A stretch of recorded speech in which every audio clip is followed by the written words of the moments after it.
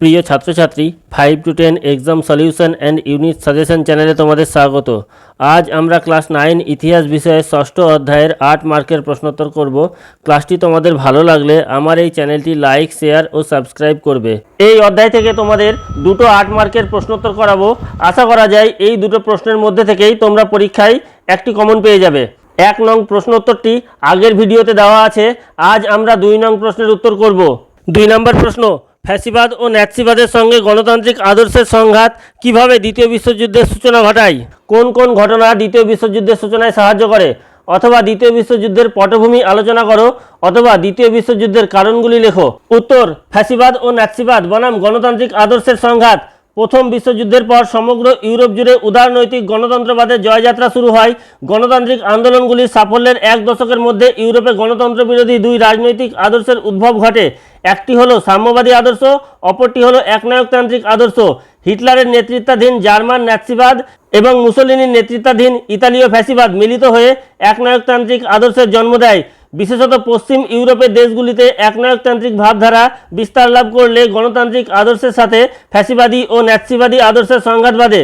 দ্বিতীয় বিশ্বযুদ্ধকালে ফ্যাসিবাদ ও ন্যাৎসিবাদ বনাম গণতান্ত্রিক আদর্শের সংঘাত চরমে পৌঁছায়।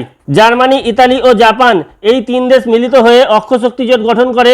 অপরদিকে ব্রিটেন, ফ্রান্স ও মার্কিন যুক্তরাষ্ট্র মিলিত হয়ে মিত্রশক্তি জোট গঠন করে। পরে সমাজতান্ত্রিক সোভিয়েত রাশিয়া গণতান্ত্রিক মিত্রশক্তি জোটে যোগ দেয়। শেষ পর্যন্ত দ্বিতীয় বিশ্বযুদ্ধ হয়ে ওঠে একনায়কতন্ত্র বনাম গণতান্ত্রিক আদর্শের সংঘাত। দ্বিতীয় বিশ্বযুদ্ধের পটভূমি বা কারণ। ওপরে লিখিত কারণ ছাড়াও বেশ কিছু কারণের সমন্বয়ে দ্বিতীয় বিশ্বযুদ্ধ সংঘটিত হয়। ত্রুটিপূর্ণ ভার্সাই চুক্তি। 1919 খ্রিস্টাব্দে 24শে জুন ভার্সাই চুক্তি স্বাক্ষরিত হয়।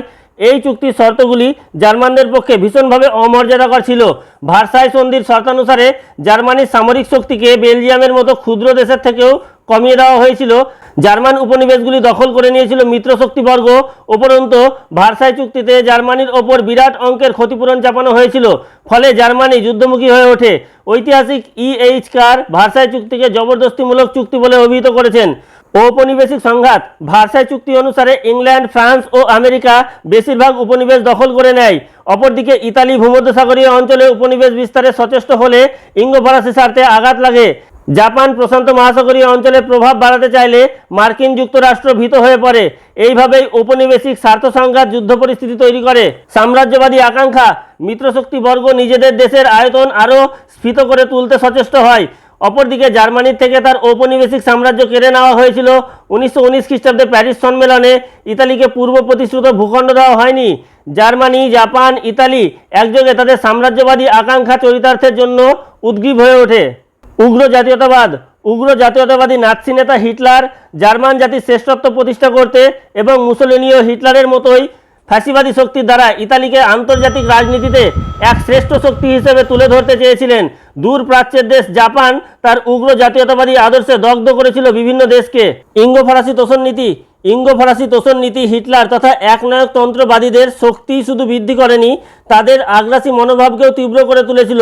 A.J.P. টেলারের মতে ইঙ্গো ফরাসি তোষণ নীতি ছিল দ্বিতীয় বিশ্বযুদ্ধের অন্যতম কারণ। নিরস্ত্রীকরণ সম্মেলনের ব্যর্থতা।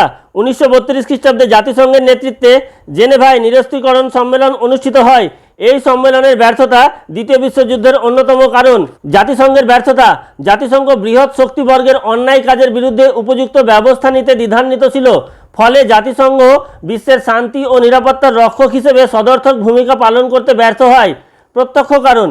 রুশ জার্মান অনাক্রমণ চুক্তি স্বাক্ষরের পর হিটলার 1939 খ্রিস্টাব্দে 1 সেপ্টেম্বর পোল্যান্ড আক্রমণ করেন।